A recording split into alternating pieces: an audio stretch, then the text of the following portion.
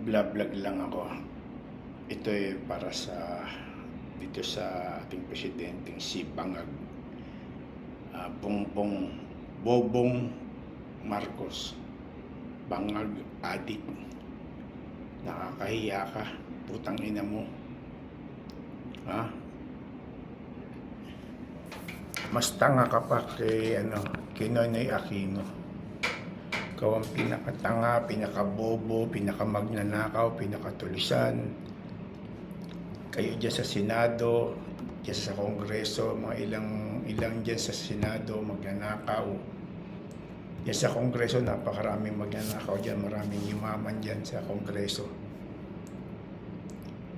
Walang ginawa ang mga putang ina, kundi pagnakawan, ubusin ng kaban ng yaman ng Pilipinas. Tinatawag tayo ng buong mundo na the crocodile capital of the world. Putang na. Grabe kayo. Bongbong Marcos. Bobong pala. Bobong Marcos. Mag-resign ka na. Putang ina niya. Wala kang alam. Wala kang alam. Tanga ka.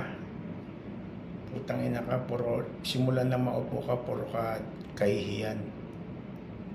Wala kayong focus kundi si Duterte, pamilyang Duterte. Tang ina mo, wala kang utang na loob, ulul. Nilibing ang tatay mo dahil kay Duterte, gago, dumating si Aquino. Sino-sino mga dumating, ilang presidente. Hindi na palibing ang tatay mo. Tang ina nyo.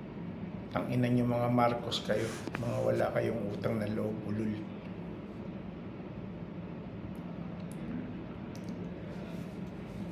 Kakapal na, natitigas ng mga mukha nyo. Putna na. Bagyo, lindol, hindi mo alam kung anong gagawin mo. Anong klase kang magtatanong ka, bakit tayo nagkaganito? Ulul. Kasalanan mo yan. Ang tigas na mukha mo, hindi mo pala kaya maging presidente, takbo ka ng takbo. Tangina mo, dapat sa'yo barangay tanod ka lang. Pati ang anak mo. Wala na, hindi na kayo. Kahit kailan, putang na, hindi na yung pamilya nyo, hindi na makakaupo yan. Sa gobyerno. Wala kang kwentang tao, wala kayong pinanganak kayong mga Marcos sa mundo para magnakaw. Yan ang yan ang